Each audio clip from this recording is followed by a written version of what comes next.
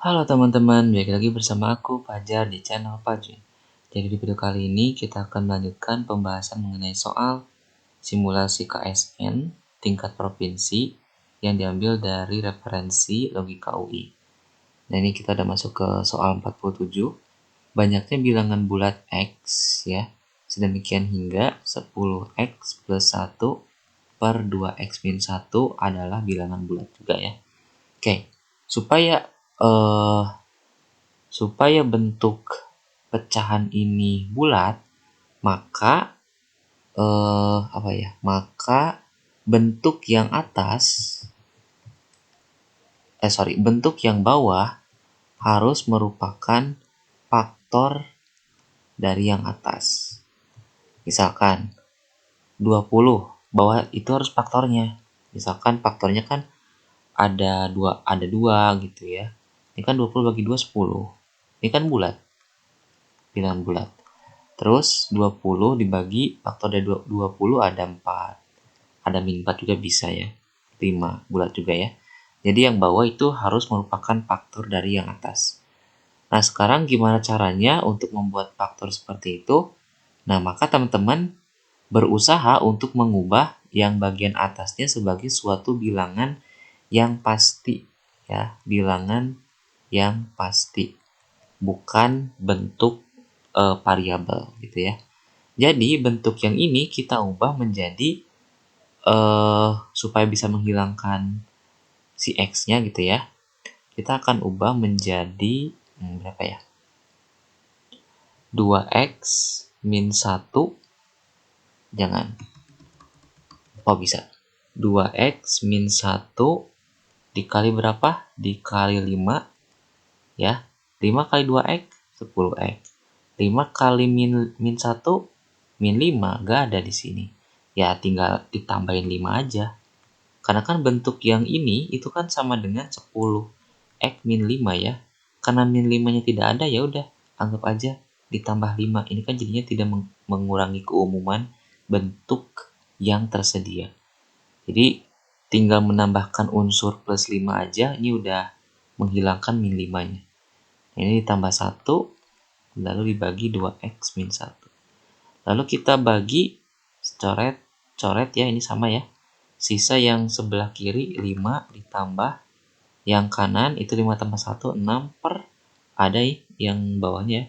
Jadi ingat kalau misalkan penjumlahan gini, pembagian untuk yang bawahnya itu akan terbagi menjadi 2 ya. Ini 2X min 1 tetap.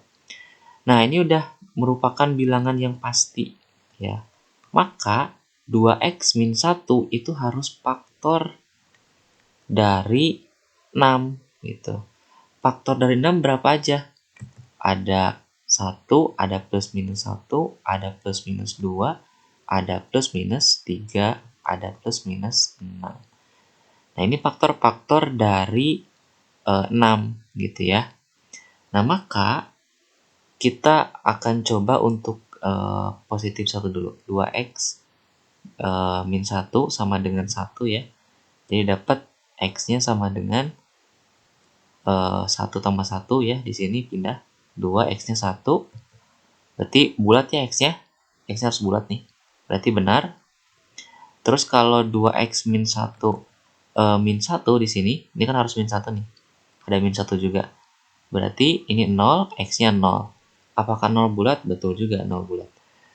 Nah, terus kalau faktornya 2, 2X min 1 sama dengan 2, ini tidak akan bulat X-nya. Kenapa? Karena ketika dipindahkan yang min 1 ke kanan jadinya 3, jadinya 3 per 2. Ini menghasilkan koma, bukan bulat ya. Bukan bulat. Jadi ini tidak memenuhi. Nah, berarti di sini bisa kita simpulkan faktornya itu harus berupa bilangan ganjil. Ini kan yang bilangan ganjil dua-duanya memenuhi ya. Sedangkan yang ini bilangan genap dua-duanya tidak memenuhi. Jadi yang kemungkinan bisa adalah yang ini dan yang ini, gitu ya. Oke, kita coba yang positif 3. Itu ya, bisa ya. 3 tambah 1, 4 bagi 2, 2, betul. Lalu 2X min 1 sama dengan minus 3. X sama dengan minus 2 dibagi 2 min 1. Jadi ada 4 nilai. 2, 1, min 1, 0. Nah, maka banyaknya bilangan bulat X demikian hingga seperti ini terjadi, itu ada sebanyak 4 bilangan. 2, 1, 0, min 1. Ya, jawabannya D. Oke, kita lanjut ke soal berikutnya. Oke, kita lanjutkan ke soal berikutnya. Nomor 48, sebuah bilangan 6 digit CDB CDA habis dibagi 11. Jika A plus B sama dengan 10, maka nilai A, B adalah. Oke, kita punya 6 digit angka dengan bentuk C, D, B, C, D, A. Ini katanya habis dibagi 11. Nah, sebelum itu aku akan kenalkan karakteristik angka yang habis dibagi 11. Gampang aja teman-teman. Sebuah bilangan habis dibagi 11 apabila penjumlahan yang ada pada digit yang ganjil dikurangi dengan penjumlahan yang ada pada digit genap. Misalkan 121. Ini kan pasti habis dibagi 11 ya. Kita lihat 11 ya, ini ya, habis ya. Sisa 0. Ini kalau kita lihat 121 ini digit ganjil, ini digit ganjil pertama, ini digit genap, terus ini digit yang ketiga ya. Lihat di sini digit ganjilnya kita jumlahkan, berarti 1 tambah 1 terus dikurangi dengan digit yang genapnya, dikurangi 2. Ini kan 0 ya. Dan 0 itu habis dibagi oleh 11. Ini kan 0 gitu ya. Begitu. Jadi sebenarnya teman-teman tinggal menjumlahkan yang ganjil lalu dikurangkan dengan yang genap. Atau bisa juga mengikuti aturan selang-seling ya. Jadi misalkan 121 berarti 1 dikurangi, ini kan plus ya. Plus 1 dikurangi 2 ditambah 1. Ini selang-seling. Plus, min, plus gitu ya. Berarti di sini juga bisa selang-seling. Yaitu C min D plus B min C plus D min A. Di sini yang bisa hilang adalah C, terus min D ya. Nah, di sini sisa B min A. Dan katanya B min A itu harus habis dibagi 11. Berarti ini adalah 11 K. Dengan K adalah bulat. Ya kan? Habis dibagi 11 kan berarti kelipatan 11 gitu ya. Nah, sedangkan kita tahu bahwa A plus B-nya itu sama dengan 10. Nah, kalau teman-teman lihat di sini, kalau kita misalkan K-nya 0, maka B kurang A sama dengan 0 ya. Nah, ini yang bawahnya A plus B-nya sama dengan 10. Jadi, kalau kita jumlahkan, ini hilang nih. Sisa 2B sama dengan 10, B-nya sama dengan 5. Kalau B sama dengan 5, berarti A-nya juga harus sama dengan 5 ya. Tinggal masukin aja ke sini. Jadi dapat A sama dengan 5. Jadi A dikali B, ini A kali B ya pertanyaannya. 5 kali 5, 25 gitu ya. Ada jawabannya ada. Kita coba lihat yang lain. K sama dengan 1. Kalau K sama dengan 1, maka B kurang A-nya 11 kali 1, 11. Bawahnya A plus B sama dengan 10. Tapi di sini teman-teman lihat, ketika dijumlahkan, ini sama, cuman yang kanannya 21. Nah, pertanyaannya apakah 21 dibagi 2 habis dibagi? Enggak. Ini pasti tidak menghasilkan bulat gitu ya. Nah, maka jawaban atau solusi yang tepat adalah saat K-nya 0, yaitu A-nya 5, B-nya 5. Jawabannya 25. Kita lanjut ke soal berikutnya. Oke, sekarang kita akan lanjutkan menjawab soal 49. Digit terakhir dari penjumlahan 1 faktorial tambah 2 faktorial sampai 2016 faktorial pangkat 2016. Ini sekilas, wah sangat lama, sangat susah. Tapi teman-teman kalau misalkan menggunakan logika, terus menggunakan matematika yang baik, maka teman-teman akan bisa mengerjakannya gitu ya. Oke, di sini kita akan uraikan satu persatu, teman-teman. 1 faktorial itu kan sama dengan 1. 2 faktorial sama dengan 2. 3 faktorial sama dengan 3 kali 2 kali 1 berarti 6. 4 faktorial berarti 4 kali 3 kali 2 kali 1 berarti berapa tuh? 24 ya. 5 faktorial sama dengan 5 kali 4 kali 3 kali 2 kali 1 berarti 120. 6 faktorial itu sekitar 720 ya. Hasil kali 6 dengan ini. Nah, begitu pun seterusnya. Nah, teman-teman lihat, aku batasi sampai sini.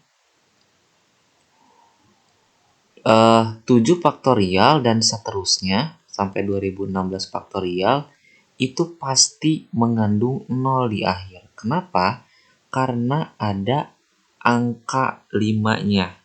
Angka 5 kan kalau dikalikan dengan sebuah bilangan genap, katakanlah 2 atau 4, ini kan pasti akan menghasilkan digit akhir atau satuan 0 ya. Nah, maka yang ke bawahnya di sini pasti satuannya 0. Sehingga kalau kita jumlahkan yang bagian dalamnya, tapi yang digit terakhirnya aja, hasilnya adalah 1 ditambah 2 ditambah 6, digit akhir ya teman-teman, ditambah 4 ditambah 0 ditambah 0 terus gitu ya sampai ditambah 0 lagi di 2016 faktorial. Ini kalau kita hitung 1 tambah 2 3, 3 tambah 6 9, 9 tambah 4 13, berarti 13 ya. Tapi kita akan ambil yang satuannya saja. Karena tadi yang kita akan lihat adalah digit terakhir dari bentuk ini gitu ya. Nah, maka bentuk yang rumit ini dalamnya itu bisa sederhana menjadi 3 pangkat 2016. Begitu. Nah, sekarang kita akan menggunakan konsep modulo ya. Modulo. Sekarang gini. Kalau berhubungan dengan digit terakhir, berarti kita akan melihat bagaimana atau berapa nilai satuan suatu bilangan itu. Misalkan 125 maka satuannya 5. Nah, dalam teori bilangan, kalian bisa mencari digit terakhir atau satuan dengan menggunakan pembagian 10. Gitu ya. Misalkan 125 nih kita bagi dengan 10 gitu, maka digit akhirnya itu berupa sisa ya. Kita lihat. Benar gak nih? Ini kan udah kelihatan ya. Satuannya itu 5. Tapi kan kita nggak tahu nih bentuk yang ini tuh gede banget gitu ya nilainya. Makanya dari yang sesuatu yang diketahui, apakah benar dengan menggunakan pembagian 10, satuannya itu benar-benar 5 gitu. Ini kan udah kelihatan sebenarnya ya. Kita akan coba bagi dengan 10. Berarti berapa? Kali 1, 10, 25, kali 2, 20. Nah udah, kalau bagian bawahnya kurang dari bagian yang atas, maka ini namanya sisa. Dan ternyata sisanya 5, sesuai dengan dugaan tadi, berarti satuannya 5. Nah gitu ya. Nah maka 3 pangkat 2016 dibagi 10, sisanya berapa gitu ya. Nah makanya daripada menghitung 3 pangkat 2016 yang sangat-sangat banyak, maka kita menggunakan konsep modulo ya. Jadi konsep modulo itu, ya gimana ya ngejelasinnya. Ini ya intinya ya. Kalau kita punya sebuah bilangan 2016, 3 pangkat 2016, nah ini adalah suatu tanda kongruen ya. Dengan sisa S yang akan kita cari S-nya, mod 10. Nah, ini 10 itu adalah pembagiannya gitu. Nah, jadi dalam sistem modulo, dalam sistem kekongruenan modulo, kita bisa menggunakan sebuah cycle atau kita bisa menggunakan apa ya istilahnya ya. Gini ya. Kalau misalkan teman-teman punya sebuah apa ya istilahnya sebuah pola 1, 2, 3, 4 sampai 10, nah maka angka 11 itu dikatakan kembali lagi ke 1. Kenapa? Karena 11 bagi 10 itu kan sisanya 1 gitu ya, balik lagi ke sini. Nah, itu namanya cycle. Jadi kalau misalkan kita lihat 3 pangkat 2016, kita akan mencari pangkat berapa yang dekat ke 10. Ya pangkat 2 dong, ya. Kita akan uraikan 3 pangkat 2, berarti berapa nih yang atasnya? 2016 kita bagi dengan 2, 1008 ya. Nah, jadi bentuk yang atas itu sama dengan bentuk yang bawah. S mod 10. Nah, jadi ini kan artinya 2 kali 1008 ya. Nah, ini yang dalamnya adalah 9 pangkat 1008. Nah, di sini kelihatan teman-teman, kalian bisa menggunakan sistem yang tadi ya. Jadi si 9 ini kita bisa kurangkan dengan 10. Kan tadi kan 11 ya. Ini kan cycle ke sini gitu. Tinggal dikurangi 10 aja. Jadi 1 kan. Begitupun kalau misalkan kalian ingin membentuk bilangan negatif dari ke 10 bilangan atau angka yang cycle ini, kalian bisa. Misalkan 2 dari modulo 10 berarti tinggal dikurangi 10 aja. Kan jadinya min 8. Begitu. Nah, begitupun kalau kita punya 9, kita kurangi dengan mod 10, berarti ini akan sama dengan min 1. Sehingga bentuk basis dari 9 itu akan berubah menjadi min 1 pangkat 1008. Jadi seakan-akan min 1 itu sama saja dengan angka 9 sendiri. Kalau dilihat dari bentuk ke apa ya istilahnya? Kesaiklan gitu ya. Jadi ada bentuk negatifnya. Jadi seolah-olah 11 itu sama dengan 1 dan 1 itu sama dengan dikurangi 10 minus 9 gitu dalam bentuk negatifnya. Jadi istilahnya min 1 itu sebenarnya sama dengan 1 gitu. Dan 1 itu sama dengan 11 asalkan dia dimodulokan terhadap 10. Ini konteksnya modulo ya. Nah, berarti ini sama nih teman-teman. Sedangkan kita tahu bahwa min 1 pangkat 1008 tentunya pasti 1 ya. Karena kan ini fungsi, bukan fungsi, bilangan genap ya. 1. Nah, karena sisa itu selalu kurang dari si pembagi, ini kan S-nya harus kurang dari 10 gitu ya. Nah, maka sisa ini ya bentuknya ini 1 gitu. Jadi sisanya itu sama dengan 1. Atau enggak sisanya 1 kurang 10 minus 9. Tapi karena di sini pilihannya positif semua ya maka sisa yang sebenarnya itu adalah 1 gitu ya. Ya jawabannya adalah E. Oke, kita lanjut ke soal berikutnya. Oke, kita ke soal terakhir.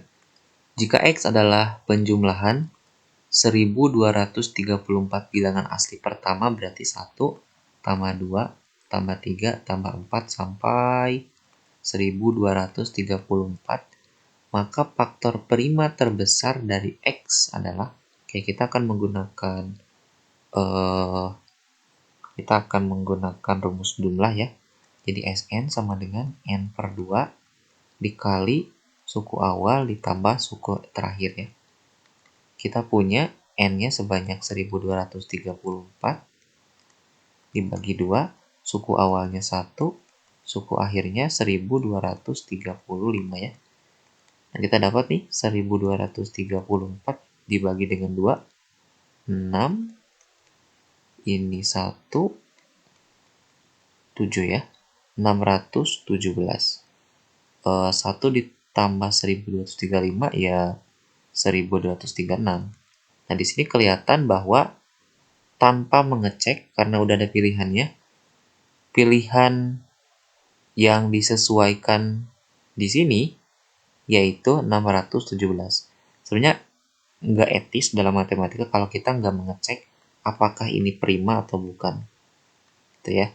Tapi karena kita bisa memastikan kalau semua pilihannya ini pasti prima, ya maka kita bisa mengklaim bahwa 617 pastilah prima gitu ya. Nah, maka faktor prima terbesar dan yang paling besar di antara kelima pilihan ini yaitu 617. Oke, jadi itu untuk video kali ini. Apabila ada pertanyaan, komentar, dan lain-lain, silakan kalian cantumkan di kolom komentar. Jangan lupa untuk share, subscribe, dan like. Sampai jumpa di video selanjutnya.